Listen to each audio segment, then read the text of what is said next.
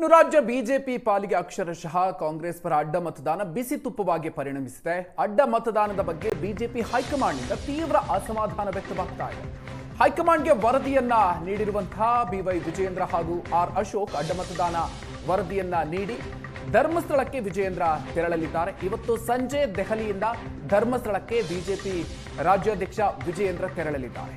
ನಾಳೆ ಧರ್ಮಸ್ಥಳ ಮಂಜುನಾಥನ ದರ್ಶನವನ್ನ ವಿಜಯೇಂದ್ರ ಪಡೆಯಲಿದ್ದಾರೆ. ಧರ್ಮಸ್ಥಳದಲ್ಲಿ ಶಾಸಕಾಂಗ ಸಭೆ ಆಣೆ ಪ್ರಮಾಣ ಮಾಡ್ತೀವಿ ಅನ್ನುವಂತಹ ವಿಚಾರವನ್ನು ಕೂಡ ವಿಜಯೇಂದ್ರ ಅವರು ಮಾಡಿದ್ರು. ಧರ್ಮಸ್ಥಳದಲ್ಲಿ ಆಣೆ ಪ್ರಮಾಣ ವಿಚಾರಕ್ಕೆ ಸಂಬಂಧಪಟ್ಟಂತೆ ಬಿಜೆಪಿ ಹಿರಿಯ ನಾಯಕರ ವಿರೋಧವನ್ನ ವ್ಯಕ್ತಪಡಿಸಿದ್ರು. ಸೊ ಹಾಗಾಗಿ ಆ ವಿರೋಧದ ಮಧ್ಯೆ ಆಣೆ ಪ್ರಮಾಣ ಇಲ್ಲ ಅನ್ನುವಂಥ ಮಾತನ್ನು ಕೂಡ ಬಿಜೆಪಿ ನಾಯಕರು ಹೇಳಿದ್ರು. ಸೊ ಈಗ ವಿಜಯೇಂದ್ರ ಅವರು ಧರ್ಮಸ್ಥಳಕ್ಕೆ ಇವತ್ತು ಸಂಜೆ ತೆರಳಲಿದ್ದಾರೆ. ಕ್ರಾಸ್ ವೋಟ್ ವರದಿಯನ್ನು ಕೊಟ್ಟು ಧರ್ಮಸ್ಥಳಕ್ಕೆ ವಿಜಯೇಂದ್ರ ತೆರಳುತ್ತಿದ್ದಾರೆ.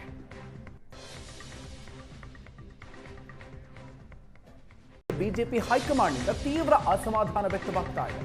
ಹೈಕಮಾಂಡ್ಗೆ ವರದಿಯನ್ನ ನೀಡಿರುವಂತಹ ಬಿವೈ ವಿಜಯೇಂದ್ರ ಹಾಗೂ ಆರ್ ಅಶೋಕ್ ಅಡ್ಡ ಮತದಾನ ವರದಿಯನ್ನ ನೀಡಿ ಧರ್ಮಸ್ಥಳಕ್ಕೆ ವಿಜಯೇಂದ್ರ ತೆರಳಲಿದ್ದಾರೆ. ಇವತ್ತು ಸಂಜೆ ದೆಹಲಿಯಿಂದ ಧರ್ಮಸ್ಥಳಕ್ಕೆ ಬಿಜೆಪಿ ರಾಜ್ಯಾಧ್ಯಕ್ಷ ವಿಜಯೇಂದ್ರ ತೆರಳಲಿದ್ದಾರೆ. ನಾಳೆ ಧರ್ಮಸ್ಥಳ ಮಂಜುನಾಥನ ದರ್ಶನವನ್ನ ವಿಜಯೇಂದ್ರ ಪಡೆಯಲಿದ್ದಾರೆ.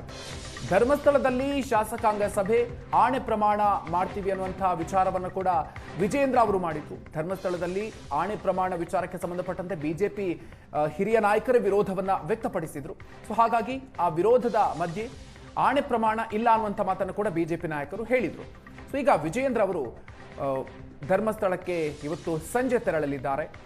ಕ್ರಾಸ್ ವೋಟ್ ವರದಿಯನ್ನು ಕೊಟ್ಟು ಧರ್ಮಸ್ಥಳಕ್ಕೆ ವಿಜಯೇಂದ್ರ ತೆರಳುತ್ತಿದ್ದಾರೆ.